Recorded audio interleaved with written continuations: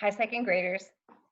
Today I want to show you a book called Crow Boy by Taro Yashima.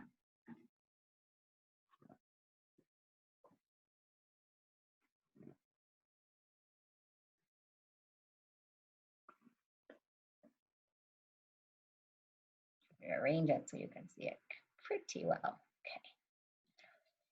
On the first day of our village school in Japan, there was a boy missing. He was found hidden away in the dark space underneath the schoolhouse floor. None of us knew him. He was nicknamed Chibi because he was very small. Chibi means tiny boy. You can see him right there.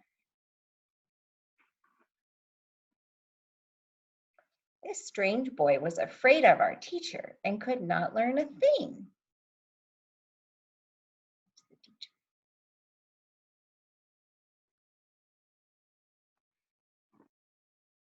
He was afraid of the children and could not make friends with them at all. He was left alone in study time. He was left alone in the playtime. He was always at the end of the line because, always at the foot of the class, a forlorn little tag-along. Soon, Chibi began to make his eyes crossed so that he was able not to see whatever he did not want to see.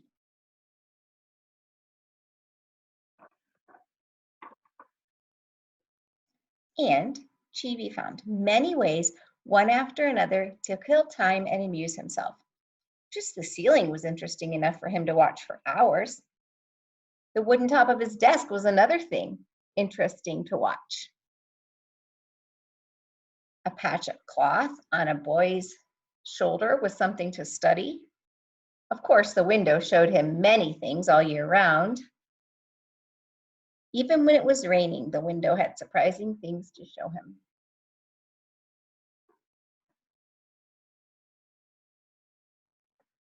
On the playground, if he closed his eyes and listened, Chibi could hear many different sounds near and far.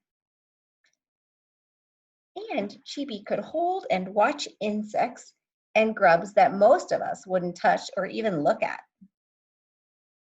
So that not only the children in our class, but the older ones and even the younger ones called him stupid and slowpoke.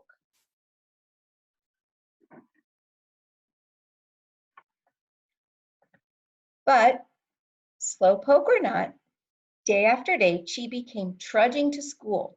He always carried the same lunch, a rice ball wrapped in a radish leaf.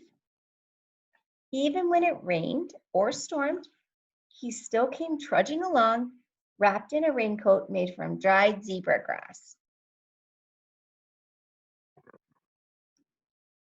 And so, day by day, 5 years went by, and we were in the 6th grade, the last class in our school. Our new teacher was Mr. Isobi. He was a friendly man with a kind smile. Mr. Isobi often took his class to the hilltop behind the school. He was pleased to learn that Chibi knew all the places where the wild grapes and wild potatoes grew. He was amazed to find how much Chibi knew about all the flowers in our class garden. He liked Chibi's black and white drawings and tacked them up on the wall to be admired. He liked Chibi's own handwriting, which no one but Chibi could read, and he tacked that up on the wall.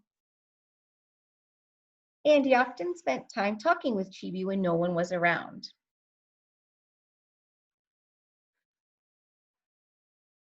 But when Chibi appeared on the stage at the talent show of that year, no one could believe his eyes. Who is that? What can that stupid do up there? Until Mr. Isobi announced that Chibi was going to imitate the voices of crows. Voices? Voices of crows?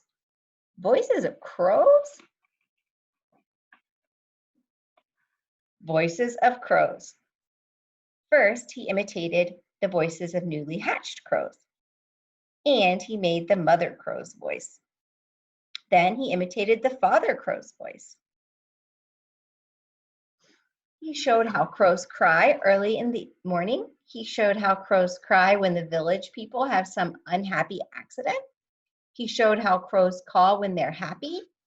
Everybody's mind was taken to the far mountainside from which Chibi probably came to the school.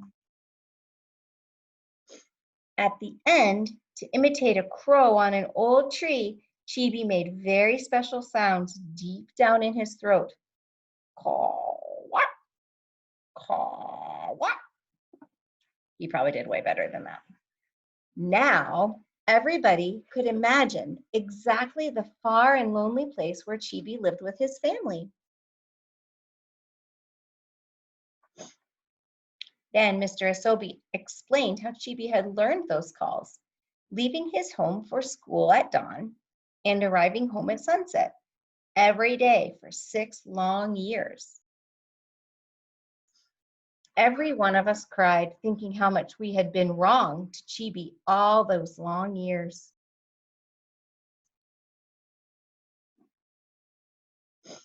Even grown-ups wiped their eyes, saying, "Yes, yes, he is wonderful."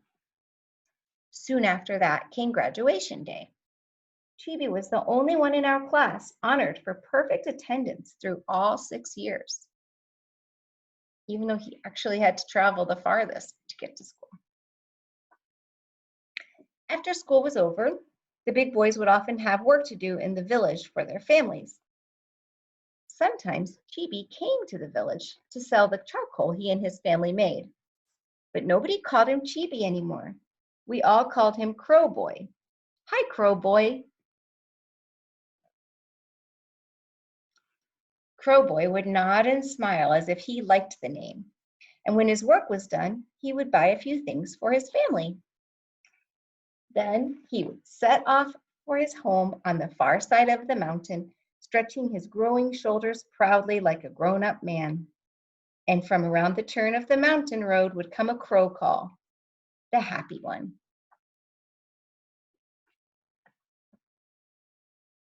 All right, I'll set that there so you can be looking at Chibi.